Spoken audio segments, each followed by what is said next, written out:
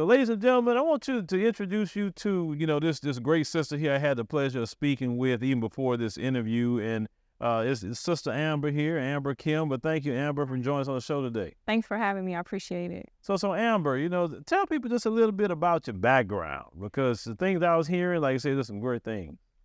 So I am actually from Chicago, born and raised on the South Side. I've lived in a bunch of underserved communities. I attended St. Sabina Academy and Grammar School, which is a well-known Catholic grammar school, and I attended CVS high school, which I got my cosmetology license. It was a vocational high school, so I got my cosmetology license there as well, which is where I also have met Mr. Muhammad, where he mentored me. After completing my high school and cosmetology license, I then went away to school and then for a little while, and then came back and started my non-for-profit organization, which is called Sisters of Substance, and we empower, lead, and inspire young women in underserved communities. And we also do a lot of give-backs, community engagement, civil engagements, things like that.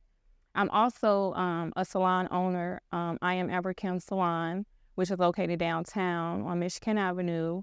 So I also do that as well. And so I was told that you was out there in the streets doing a lot of things with Laquan McDonald. Yes. So I am a part of the Laquan McDonald movement, which was led by William Calloway, which is a community activist in the city. And so recently, maybe 2 years ago, actually, maybe even 3, Laquan McDonald, the officer, which is Jason Van Dyke, was due to get out of jail. And Already, yeah. Wow. So those 6.5 years flew by. And then I think it was like an early release too. So it was a couple months even before he was supposed to get out that he got out.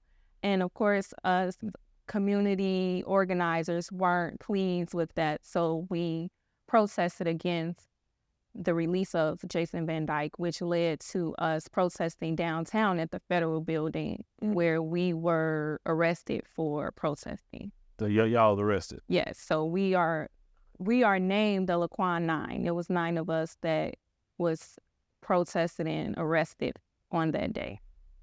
Oh wow! So did he still stay in the city or he left?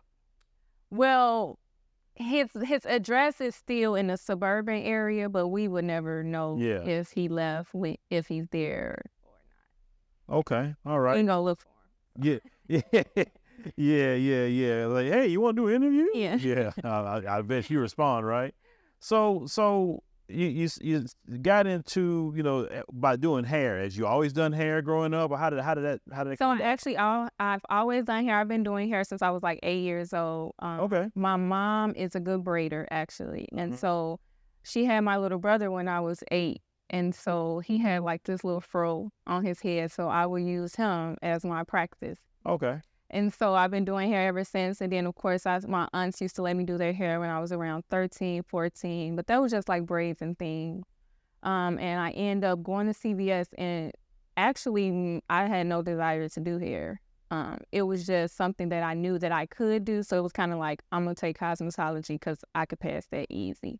And I just ended up loving it and building a career of it. I've done the Vice President of the United States, Kamala Harris hair. Oh, wow. I've done Chance the Rapper's wife's hair. I've done Chicago Cubs' wife's hair. I've done Chicago Fashion Week. So I like the bigger aspect of it. Okay, so basically what you're saying is you're a celebrity stylist. Yes, I am a celebrity stylist. Okay. Yeah. All right. Well, shoot, I never interviewed a celebrity stylist, so I didn't know who I was talking to. Yeah, you're talking to one. I'm talking to a celebrity stylist. Yeah. Okay. So you do braids and everything at your shop? Yep. I do everything at my shop. I do braids. I do silk presses. I do locks.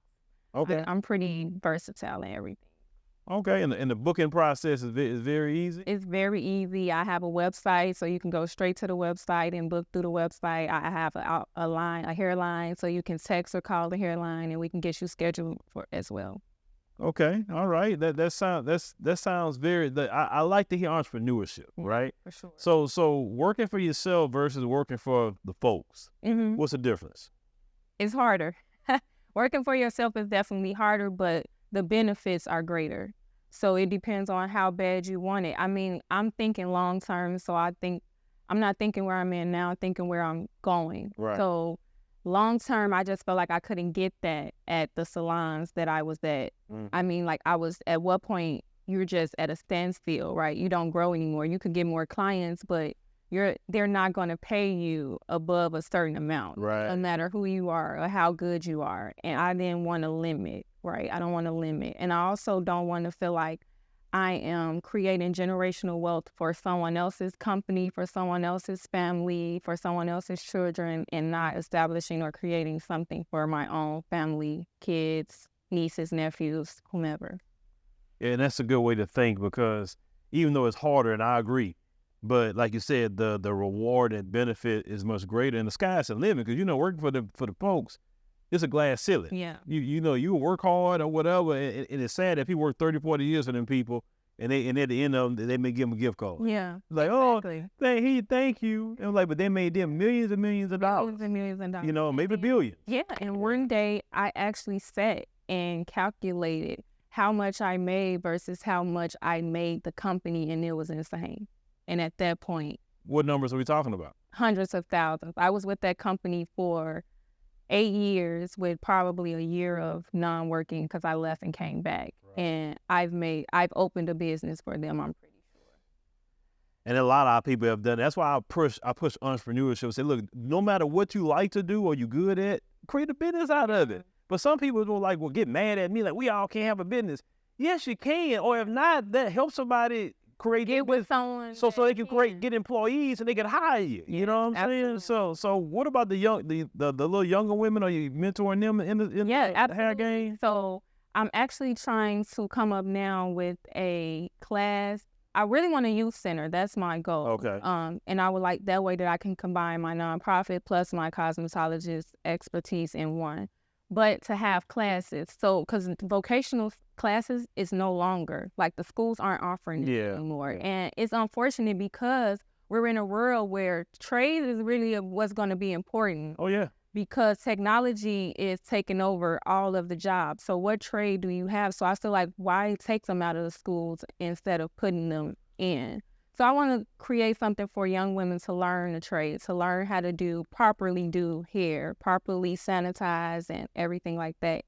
And then some of them could do what I did. When I went away to college, I used that knowledge of me doing hair, and that's how I made money. So, you're a broke college kid, you're in school, whatever. So I did all the girls' hair on campus. So it's still something to have that you can use, even if you don't decide to have a career out of it. Exactly. That's why I say Black entrepreneurship is where it's at. It may be hard. It may be, but it's still a whole lot better than working for the people. But for some people that's interesting, maybe some women that watch, we got a lot of ladies that watch, we got a lot of people in Chicago that watch. Yeah. Let people know how they can get to you and possibly put a booking down at your shop. So you can get to me at www.iamamberkim.com. And you have a booking button that all you have to do is press book now, and it'll give you all of my dates, times, availability. You can also reach us at 773-934-6806, and we'll be glad to help you and get you booked. All right, ladies and gentlemen, make sure that you go to our sister's shop here off of Michigan Avenue. Go to the website, book with her, and before you can't get to her no more for 2 months out, right? You want to get in and get that good customer base. So Amber, thank you for joining us, and you keep your head up, and I know your business gonna grow. Absolutely, and thank you for having me. I appreciate it.